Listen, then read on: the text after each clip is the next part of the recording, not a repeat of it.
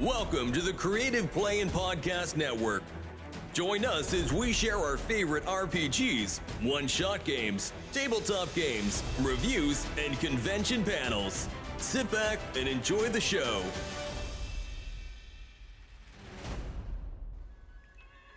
Hi, this is Kelly, aka Trixie from Ragnarok and Roll, assigned to Ragnarok Story, and Tilda Wimblewick from D&D Journey of the 5th Edition. First off, I would just like to say thank you to everyone for listening to our varied adventures, as well as for rating us on iTunes and RPGpodcast.com. If you haven't rated us yet, we would greatly appreciate it if you could. And if you're looking for more ways to support our efforts, we are now on Patreon, a great site where you can help us continue making more podcasts, as well as some special surprises for our patrons. If you can, please look us up at www.patreon.com/cppn. Every little bit helps.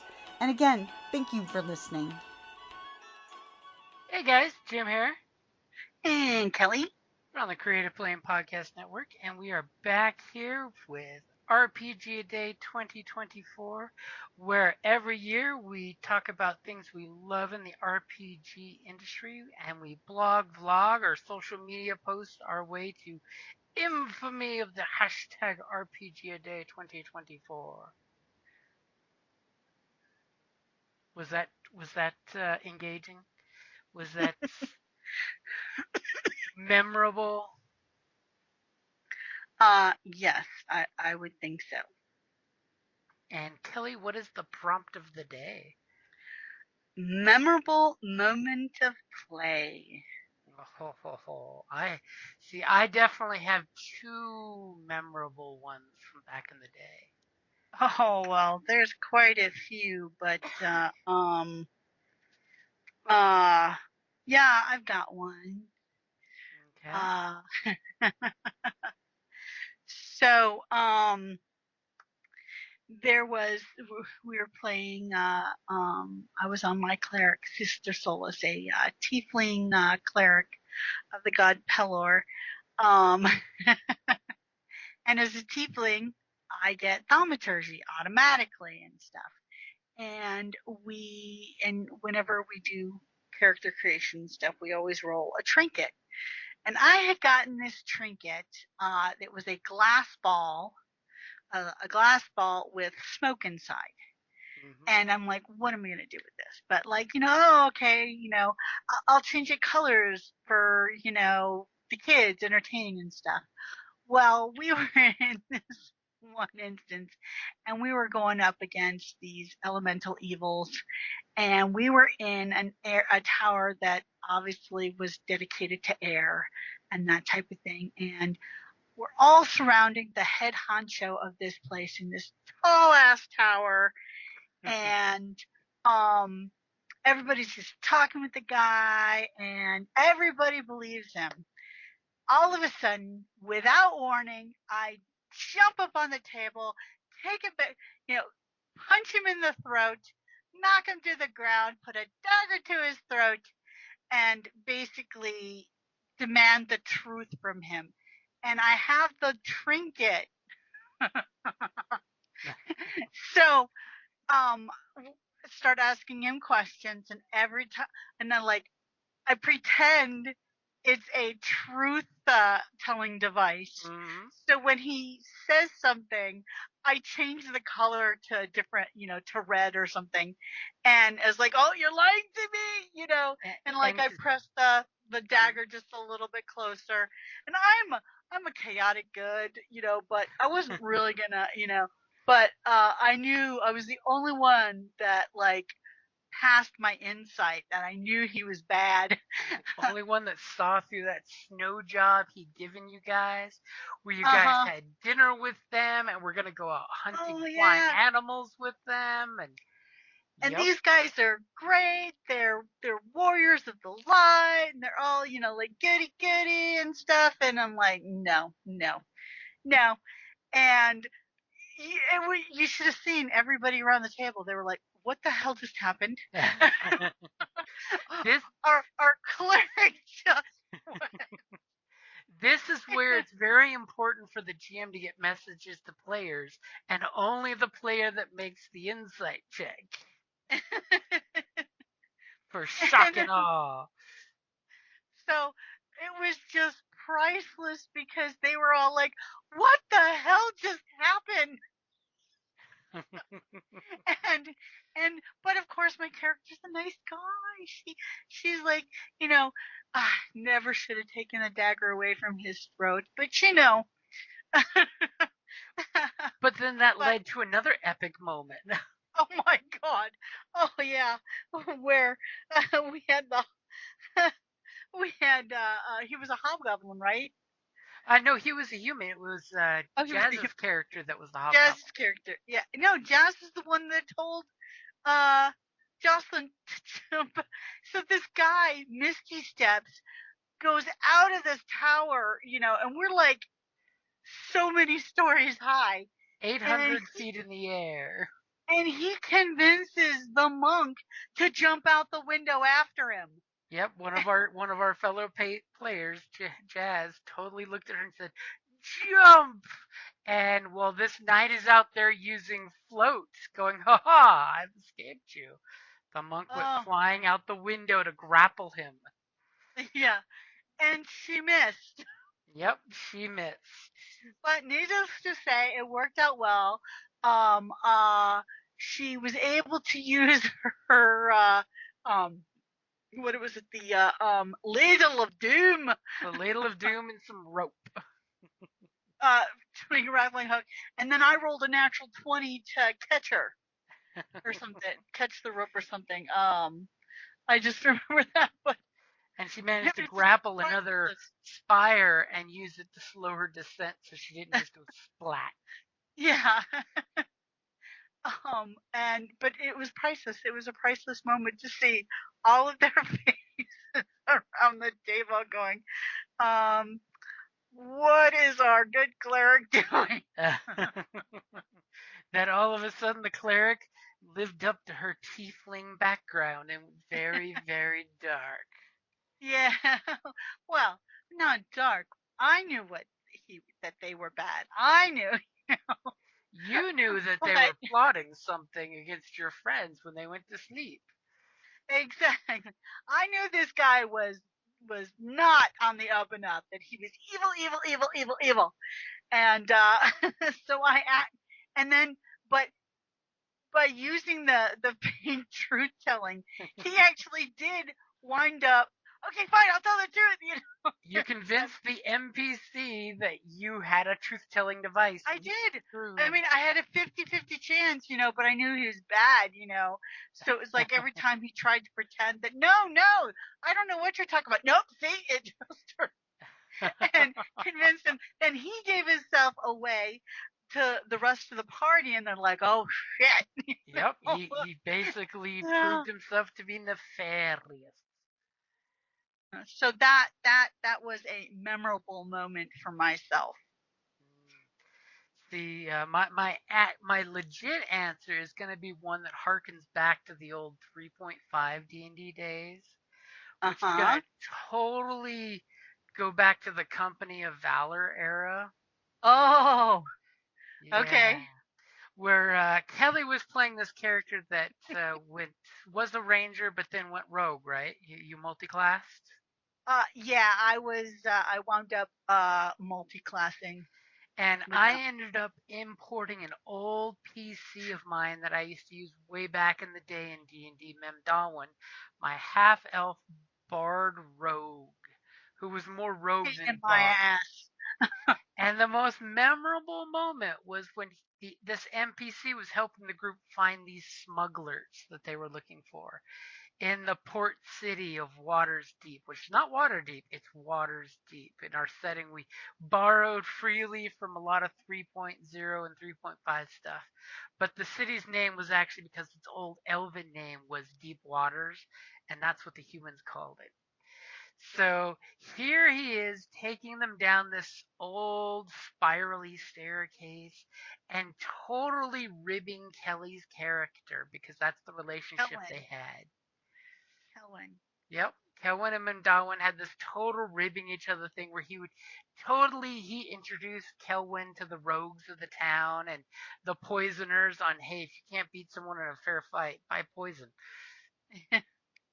And he would just like needle me, and it was like, so, oh, I remember what happened. Oh yeah, and there we were at the spiral staircase when I forgot what it was. Was it you just wanted to swing on him for his comment, I or did. was it a He's like, stealth roll? he was being a total jerk to me, and I did.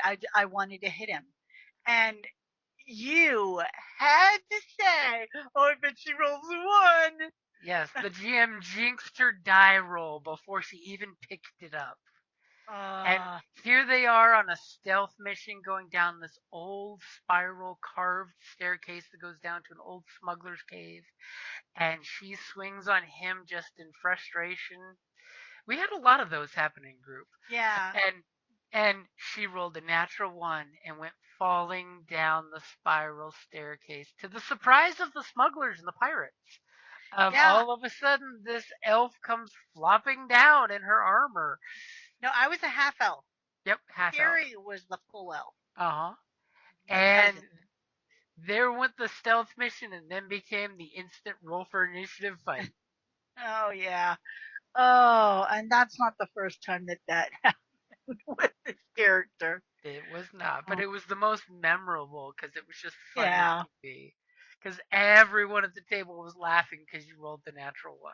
Oh, yeah. They totally thought it was hilarious.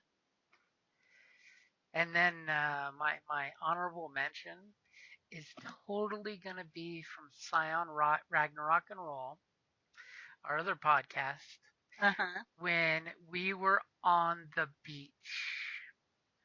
And we had lots of exploits where the group made friends with some giants that were bodybuilders.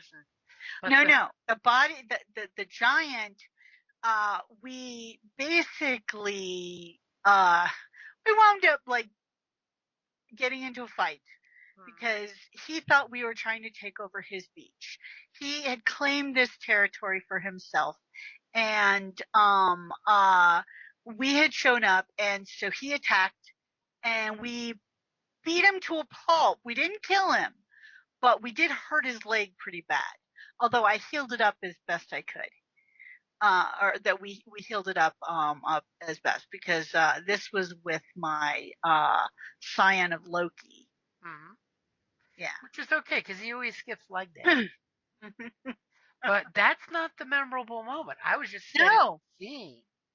I know exactly where you're going. Is when the group discovers there's some siren mermaid-like characters out in the water seeking to harvest something.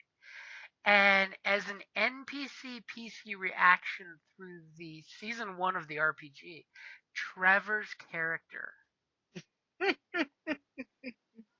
Trevor was what, 13, maybe? No, well, yeah, maybe he was like 12. Yeah. And at one point when he's making a promise to this mermaid who they've had this back and forth happening, where she even stole his magic relic, which was his chain wallet that turns into a 50 caliber machine gun, because 12-year-old. It was great. It was awesome. I had to ask him out of character, does your character really mean that when he says he cares for her and he said the L word? No, it was so sweet. And he blushed about a character NPC relationship. Which means at that age, he got so into the game, and even Carrie was like oohing and awing, and Grammy was oohing and awing. And the fact that he looked and says, yes, I think I really do care for her. Oh, it was sweet. Which was good because the character was going to murder him if he didn't. But the fact that he said before he knew this, yes, he does care for her. There was just this beautiful, memorable moment where, as the little role player he was at the time, it showed how kick-ass he was. That he actually took that moment to think and said, I think I really do care for her. He was After she even stole his relic. Yeah. Yep. He was a scion of the god of the hunt and skiing. Oh, in games. And games, yep. But yeah, that was first season Ragnarok and Roll Cyan to Hero. That's my honorable mention. No, not first season. Yeah, those were the first ones that we recorded, wasn't it? Oh yeah, we didn't record the game before. We didn't record. Yeah. We didn't record. That one was awesome. Where you were Freya, we weren't recording then, and then all of a sudden some of those. We decided, hey, let's start recording. No, we did record some of those. Yeah, but we never podcasted those. And those were just to make sure we memorize the story when we had a month or two break between games. Those were awesome. Which is still sad that we haven't had a Scion group get together, because every time we've tried, we crash after the second or third session. Hey, I got a few in the bank that I can.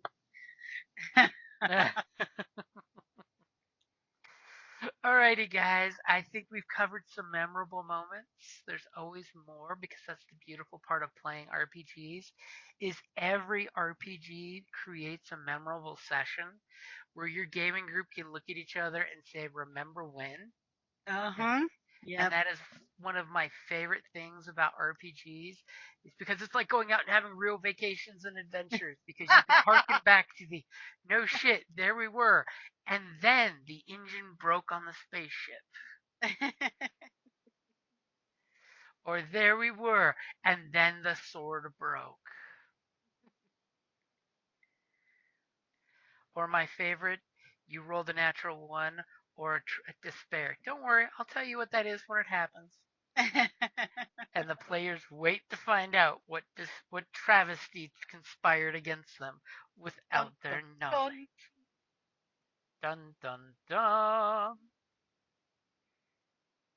And I will say, today's topic, memorable moment of play, is interesting because it does springboard to tomorrow's, which is sensational session.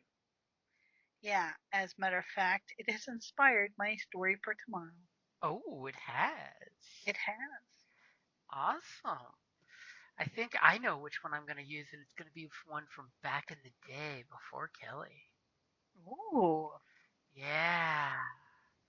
Back in the youngin' days when I was only in the 20s.